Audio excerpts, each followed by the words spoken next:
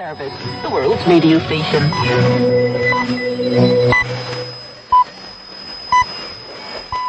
At 18 hours GMT, welcome to the newsroom from the BBC World Service. I'm Alex Woodson. The US Senate has passed President Biden's $1 trillion infrastructure program, one of the biggest economic rescue packages ever. Accusations of groping women take their toll on New York State Governor Andrew Cuomo. I think that given the circumstances, the best way I can help now is if I step aside and let government get back to governing. Smoke from wildfires in Siberia blows all the way to the North Pole. A seventh major city in northern Afghanistan falls to the Taliban. Women, minorities, human rights defenders, journalists, as well as others who are particularly vulnerable, need particular protection. There are very real risks of renewed atrocities. And Lionel Messi, widely regarded as one of the greatest footballers of all time, has left the city of Barcelona and arrived in Paris. You're listening to the BBC World Service. BBC News, I'm John Shea. The US Senate has passed President Biden's $1 trillion infrastructure bill, a key part of his agenda.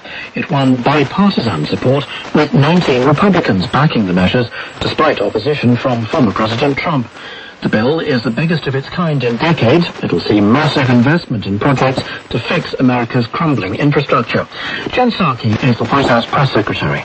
President Biden promised to reach across the aisle and deliver results for families across the country. And today, on the president's 203rd day in office, 19 Republican senators joined the Democratic caucus to pass historic infrastructure legislation. The most important piece of this to the president is that this will deliver huge benefits, millions of jobs to the American people. And this legislation will create benefits in communities across the country for decades to come. The BBC correspondent in Washington says the deal came with a price. The Democrats had to pare down their original plans and hive off other large projects, including health and education, to a separate bill which the Republicans won't support. The embattled governor of New York State, Andrew Cuomo, has announced his resignation in the face of a sexual harassment scandal. He'll quit office in 2 weeks' time. Mr. Cuomo said he would step down for the good of the state. The best way I can help now is if I step aside and let government get back to governing. And therefore that's what I'll do. Because I work for you. And doing the right thing is doing the right thing for you. Because as we say, it's not about me, it's about we. He's been under mounting pressure to resign from fellow Democrats ever since an investigation published last week found that he'd harassed 11 women. The Ethiopian Prime Minister has urged all citizens of fighting age to join the war against Tigrayan forces in the north of the country. Abiy Ahmed said those who couldn't fight should work closely with the military to track down agents of what he called the terrorist Tigray People's Liberation Front. President Putin has instructed Russia's emergencies minister to send more firefighters to the vast Siberian region of Yakutia to tackle catastrophic forest fires there. On Saturday, NASA said smoke had reached the North Pole, 3,000 kilometers away. Steve Rosenberg reports from Moscow. It is one of Russia's coldest regions, but Yakutia is burning. Record high temperatures have been fueling devastating wildfires. They've torn through millions of hectares of forests, and they've been threatening villages.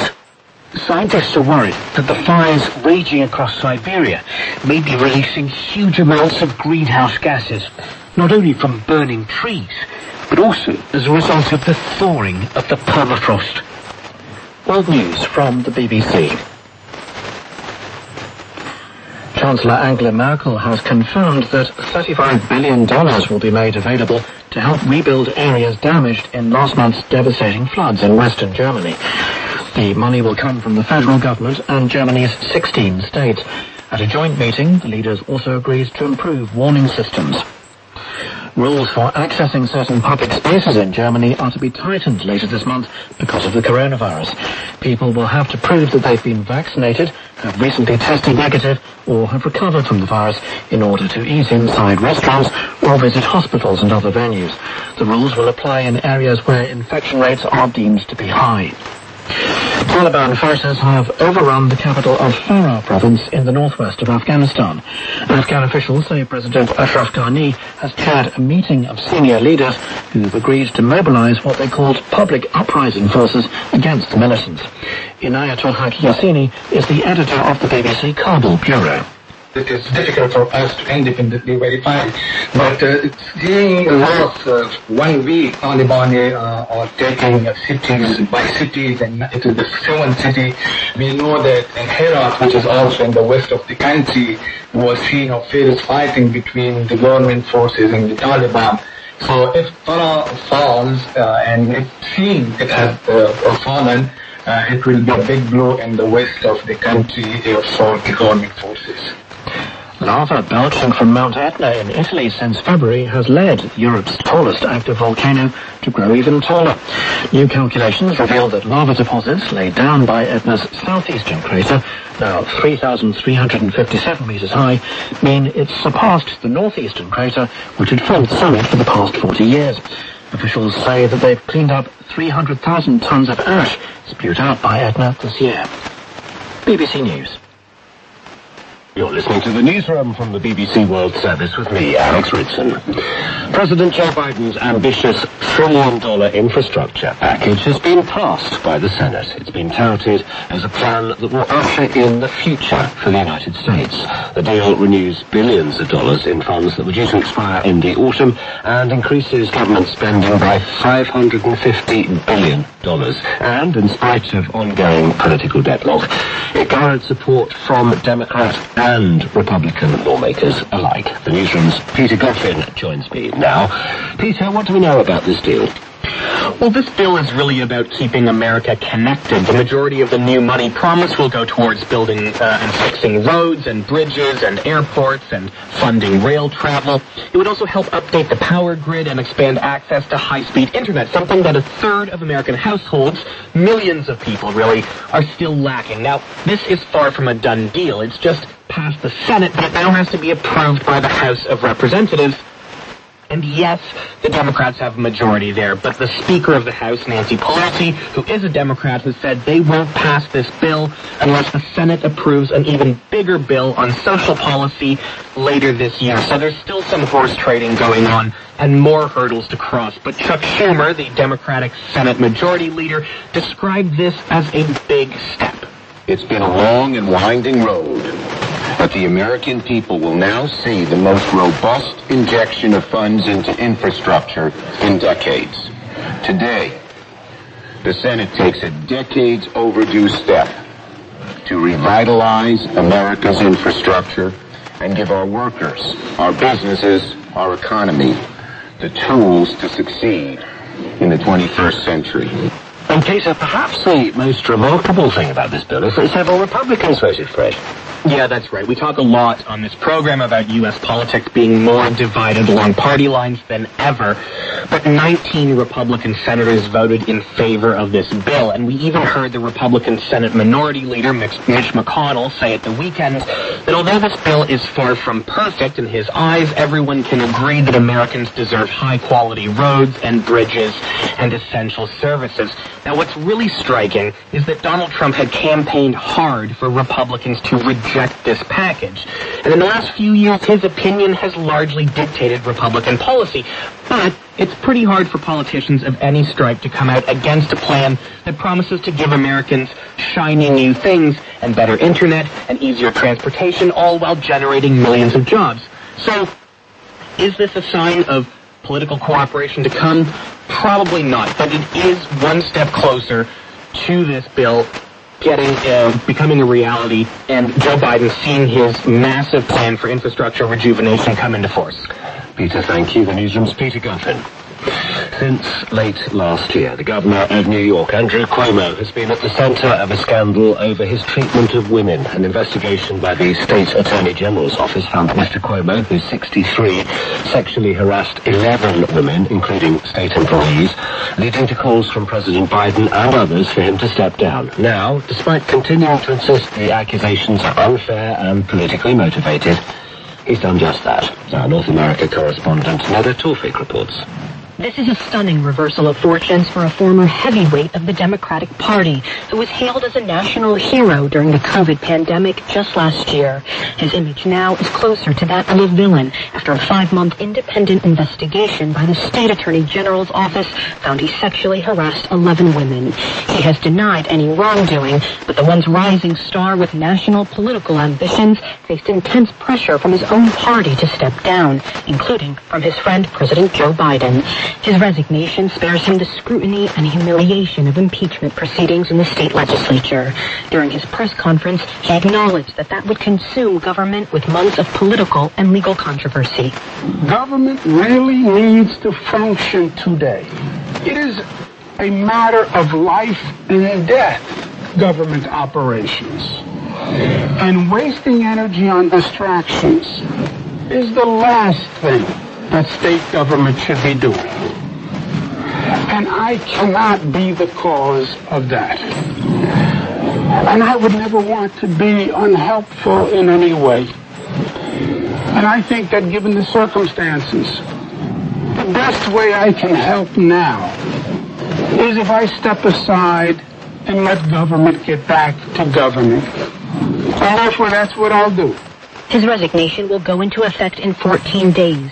The Lieutenant Governor, Kathy Hochul, will step into the role, becoming New York's first female governor. Andrew Cuomo could still face legal consequences. While the State Attorney General does not plan to pursue criminal charges, local prosecutors still could. Neda Tawfiq. Scientists here in Britain are testing an artificial intelligence system that may be able to diagnose dementia after a single brain scan, even before someone is showing any symptoms. It could predict how quickly the condition will advance and greatly improve patients' chances. Dementia remains a huge problem the world over, so this is potentially groundbreaking. Dr. Timothy Whitman from Cambridge University's Department of Clinical Neurosciences is leading the research. The algorithm doesn't really care what data you give it.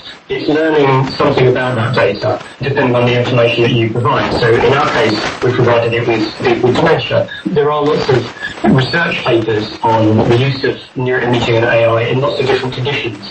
Not many, though, have taken this next step and said, actually, how does it work in real life, in clinical practice? And that's what we're really trying to achieve with this, to demonstrate you can take things from the lab into the real world. That process of having a diagnosis can be very challenging, particularly if you have a rare type of dementia or if you have early onset dementia. It can be very difficult, and that can take sometimes 18 months before we're confident in giving someone a diagnosis. So if we can use something like this algorithm alongside existing memory clinic services, then we can give someone an answer earlier, and they can help plan in terms of finances, in terms of care they might need in the future. And this also tells us how fast or slow someone is progressing, so we can then put in extra help and support if people need it. There are a number of clinical trials testing drugs for dementia, and one of the criticisms of those trials as to why they haven't been successful so far is that we may be treating people too late. So by the time we develop symptoms, it may be too late for the drug to be effective. So one possibility for our algorithm is we can pick people up even before they develop symptoms. We can select people who might get the most benefit from these drugs which are being trialled for dementia. Dr. Timothy Whitman from Cambridge University. You're listening to the BBC World Service. John has the headlines. The U.S. Senate has passed President Biden's $1 trillion infrastructure bill. The governor of New York State, Andrew Cuomo, says he's resigning after an inquiry found that he sexually harassed several women. Ethiopia's Prime Minister has urged all eligible civilians to help the military track down and fight the Tigrayan rebels. And President Putin is mobilizing more firefighters to tackle vast forest razors in Siberia. Yes, catastrophic fires in Europe and North America in recent days have caused millions of dollars in physical damage and sadly some deaths. But far less reported have been extensive forest fires in the vast Siberian region of Yakutia. Now the scale of the destruction has alarmed the Kremlin in Moscow. Olga Ivshina from the BBC Russian service told me the full extent of the fires. those fires are tremendous, and I mean the impact is huge. Just to provide you a picture, the area covered or which was covered by fires is now twice the territory of Belgium. So it's that huge, and of course thousands of people were affected. Some were evacuated, some have lost their houses. Just on Saturday alone, 30 houses burned to the ground, in one of the Yakutian villages. So people have to leave everything behind and just run for their lives. And according to the recent prognosis, unfortunately, there is no positive dynamics. So scientists and ecological specialists say that fires at such intensity may continue till the way into the August, till the middle of August, maybe even till the end of August. Isn't it a bit strange to have fires in Siberia? We usually think of the region as being really cold. I grew up listening about fires almost every year, so it's a huge problem in Russia. Unfortunately, those fires happen each year in Siberia, and it seems that year after year they're becoming more and more massive. And there are two reasons to that. One of them is global warming, but the other one is that many of those fires have human nature, and the problem is that there is a large-scale illegal wood cutting, wood logging in Russia, and some people, of course, are interested, in setting forests on fire, because then they can cover what has happened, because you can't prove that those forests disappeared because of illegal cutting. You can say that it was all caught in fire. NASA, the U.S. Space Agency, has said that smoke from the Yakutia fires reached the North Pole, 3,000 kilometers away. I mean, this is unprecedented. Yeah, the smoke is very thick, and unfortunately, wildfires are spreading extremely quickly in certain areas because of the wind, because of the absence of rain, and also some of those areas are extremely hard to get to. These are vast areas with almost no logistics, and it only adds to a problem. And also, as always in such situations, there are stories of extreme bravery, but also stories of total negligence, of corruption, of people not thinking about others. Olga Evshina from the BBC Russian service. China, the world's biggest carbon polluter, has been giving its response to Monday's UN report that human activity has already changed the climate in sometimes irreversible ways. Beijing insisted that the global community should have full confidence in its plans to tackle climate change, but failed to offer any new initiatives. Parts of China are recovering from recent floods that the authorities have blamed on once-in-a-millennium levels of rainfall. From Shanghai, here's our China correspondent, Robin Brandt. Rapid growth over the past 20 years, fueled by plentiful coal, has made this country the world's biggest carbon dioxide emitter, responsible for more than 1/4 of all the world's greenhouse gas emissions. It will be very hard to combat climate change if China isn't on board. Around half the coal burned in the world is burned here, and it's going up. China says it will be another 5 years before it hits peak coal use.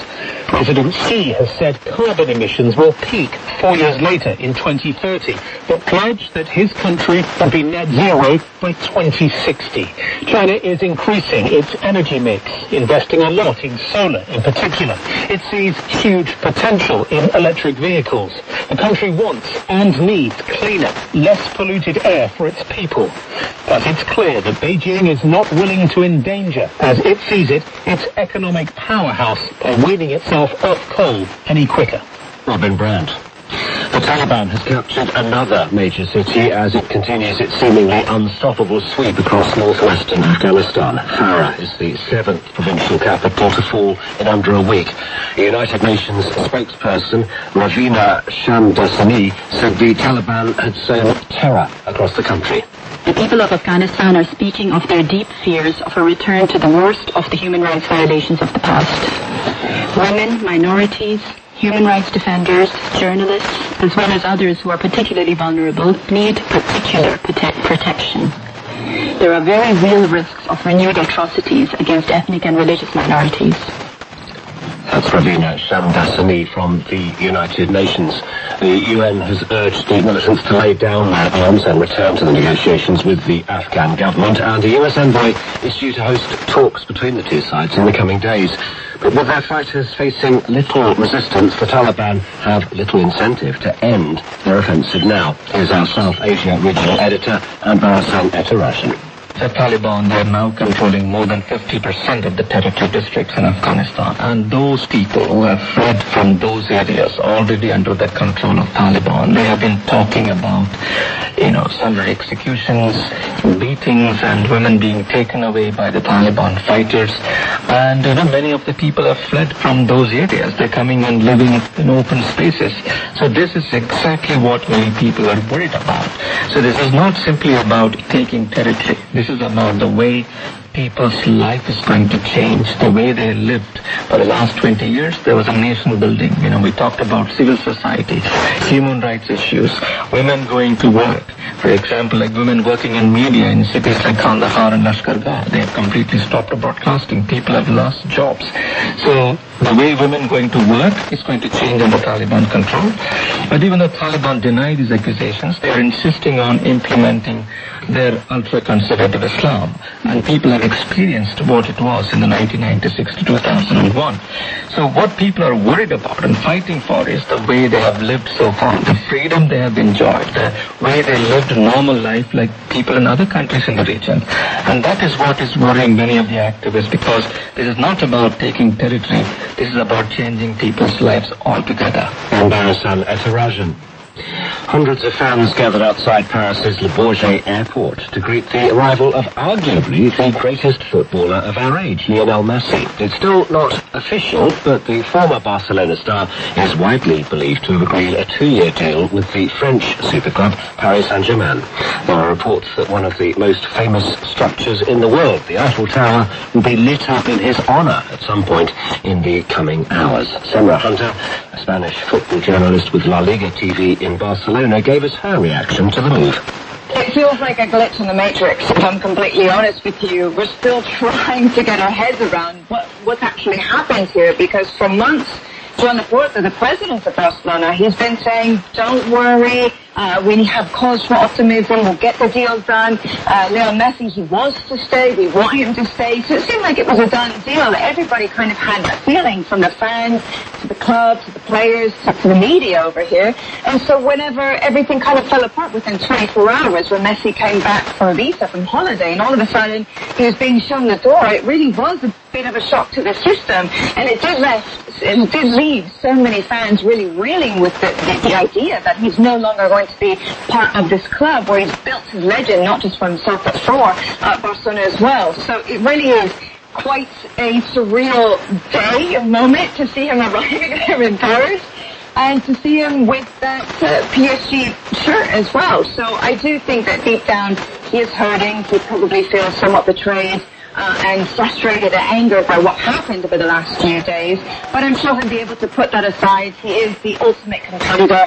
He wants to win, and so I think he will be able to do so in order to have success and glory with his new team. Spanish football journalist Semra Hunter. John has some other stories from our news desk. Health officials in Nigeria say a cholera outbreak has now killed at least 800 people since the start of the year. 22 of the country's 36 states are now affected, and many of the victims are children, especially in northern Nigeria. There have been more than 31,000 cases since January, but most have been recorded in the last month. Men claiming to speak for Mexico's most powerful drug cartel have released a video threatening to murder a prominent female news anchor over what they deem to be unfair coverage. The warning was made by a man who said it was on behalf of the leader of the Jalisco New Generation cartel. He complained that Milenio Television was favoring so-called self-defense groups organized to resist the cartel. France has described the COVID situation in its overseas territories as extremely serious, especially those in the Caribbean. Ministers say infection rates have reached a level never seen before, either locally or on the French mainland. The Delta variant is spreading fast in the territories where vaccination levels are low. The new wave of infections is hitting the economies of the Caribbean islands hard, coming as it does in the middle of the summer tourist season. Martinique has already asked tourists to leave, and Guadeloupe is expected to follow suit. And the boyfriend of a British woman who went missing while hiking in the Pyrenees mountain range has found her body and belongings. Esther Dingley from Durham vanished on a solo trek in November, sparking major searches by French and Spanish police and by her partner Daniel Colgate. A fragment of bone found in July was confirmed to be from the 37-year-old. John, thank you. Women's sports associations across Europe are calling for the resignation of the presidents of both the international and European handball federations for rules that require female players to wear bikini bottoms. Back in July, players in the Norwegian women's beach handball team were each fined $175 for wearing shorts during a match. The newsroom's Paige Neal Holder has the details. 7 associations, including the Alice Milliat Foundation in France and Discover Football in Germany, have written to the president of the International Handball Federation, or IHF, Hassan Mustafa, and his European Handball Federation counterpart, Michael Wiederer, calling on them to resign. They wrote in a letter that both federations have established an embarrassing point of no return regarding their image as international sports institutions. Louisa Riccitelli from Assist, which campaigns for the rights of female athletes, says the rule is a blatantly sexist custom that needs to be eliminated. She also said that IHF's clothing requirements shouldn't mean exploiting the body of a woman, and that confirming the fine was a shameful thing. The IHF has made no new comments, instead referring inquiries to an earlier statement in which it claimed it couldn't change the sports uniform rule immediately, even if it wanted to. Paige Neal Holder. Well, their epic journey has been followed by many around the world. Now, after a 70-month trek covering more than 500 kilometres, a herd of 14 wandering elephants in China is finally heading home. As of Sunday night, they were in Yuanjiang County, about 200 kilometres from their reserve, but they've already caused more than $1 million worth of damage. Our China media analyst Kerry Allen has been very keenly following their progress. They first set off in March 2020, 17 months ago, and there were originally 16 of them. Then one gave birth, so there were 17, and they've been on this epic journey across Yunnan province in southwestern China ever since March. So yeah, they've been on this journey. 3 have now left the pack, but people have been watching them, fascinated by the fact that they just keep moving across China and very much having this journey while most of us have been stuck in our homes during a pandemic. Because the real story is what has been happening to allow them to continue their journey, isn't it? It is, yes. The fact that they've just kept going, and there have been concerns in Yunnan that they could enter villages, they could damage people's crops. I mean, there's already been evidence of this. There was a story that 2 of them had actually broken into a winery and got drunk in a village, and also stories about people's crops being damaged. So what's happened is that police officers have been deployed, drones have also been sent out to monitor this herd, and there have been attempts from people, local officials and volunteers to try and get these animals away from areas that people live in or away from crops. Well, people have had to leave their homes, haven't they? They have, yes. A lot of people. Lots and lots of people, hundreds of thousands of people have had to leave their homes because they're a huge herd and there are concerns that they could actually impact people's lives. So officials have had to move people because of these elephants. So now they've turned around. What's going on now? It looks like they're on their way home. There's been a lot of media on how they've arrived in Yuanjiang County recently, which is still hundreds of kilometres from their home, but they are making their way in the right direction and they are quite far away from people at this point. But it's a story that's still dumbfounding scientists. It's really confusing scientists as to why they're moving. It's not unusual for elephants to move across small distances, but for this length of time and to travel hundreds of kilometres, there are questions that are being asked by people about whether the elephants are searching for a new habitat, whether climate change has been affecting their local habitat or they're struggling to find food. Then yeah, also you've got people on social media platforms like Sina Weibo, which is China's version of Facebook, saying it's inspiring to us all. Maybe they just want to take off on a big adventure when we've had so much time confined within our homes. Let's hope they can remember where they live. That's our China media analyst, Kerry Allen. News this hour. The U.S. Senate has passed President Biden's $1 trillion infrastructure bill. 19 Republicans have backed the measures despite opposition from former President Trump. You've been listening to the newsroom from the BBC World Service. Coming up. up next, Sport Today, and in half an hour you can hear Hiroshima successors, how people are keeping survivor stories alive. That moment came, big explosion, and then all of a sudden, silence. Then it's Digital Planet. There's an online disaster map to help emergency responders in Indonesia, a country prone to natural disasters. When the worst happens, response teams use the map to coordinate their support and save lives. At 21 GMT, find out how swarms of locusts in Africa are being turned into animal feed. The locals have now entered the bush and they're picking the locusts from shrubs. I can see one has climbed a tree and is busy harvesting the locusts from there. That's all still to come from the BBC World Service. Hello and welcome to Sport Today on the BBC World Service, coming up in the next half an hour with me, Hugh Ferris.